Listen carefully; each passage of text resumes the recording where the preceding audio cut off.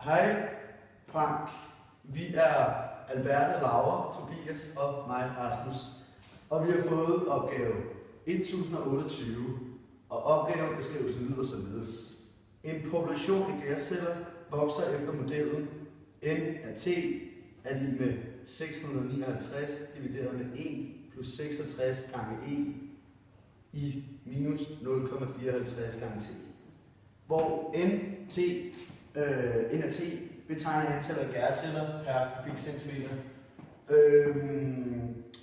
hvilket og til tidspunktet T er målt i timer. Første opgave lyder, at vi skal finde n til 0.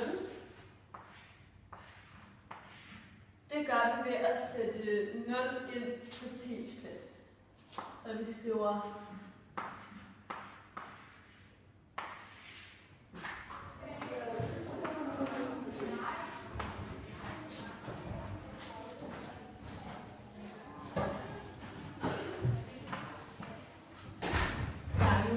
med 0. Det har vi regnet ud via en spejr, og det giver 10,3. Næste opgave lød på, at vi skulle finde n-mærke af 10. Det gjorde vi på samme måde. Sætte 10 ind på t's plads.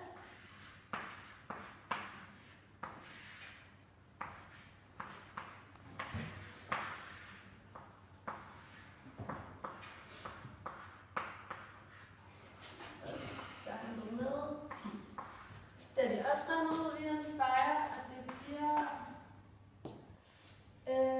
513. Den sidste opgave lød på, at vi skulle finde n til 25.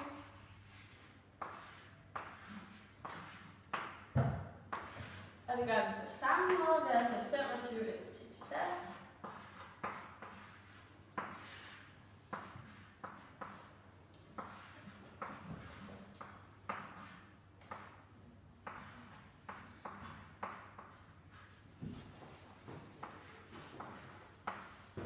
Og det gav 658. Ja. Vi har fundet den differentierede ligning ved at sætte det på, eller ved hjælp af en spejr, og der har vi så fået det til det her. Og så den næste opgave lyder på, at vi så skal finde 10 af den differentierede. Og det gør vi jo så ved at sætte 10 ind på t's plads. Så det bliver sådan her.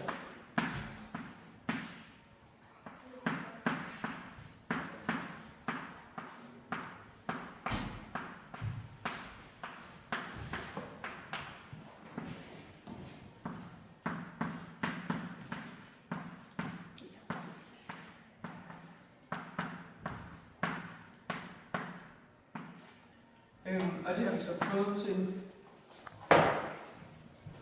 61,36.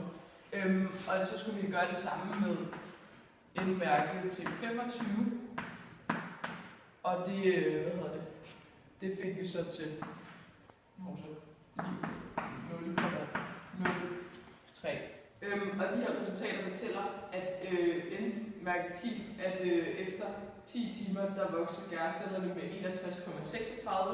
per time, og så efter 25 timer, der vokser gærcellerne med 0,03, og det vil sige, at efter 25 timer vokser gærcellerne næsten ikke mere.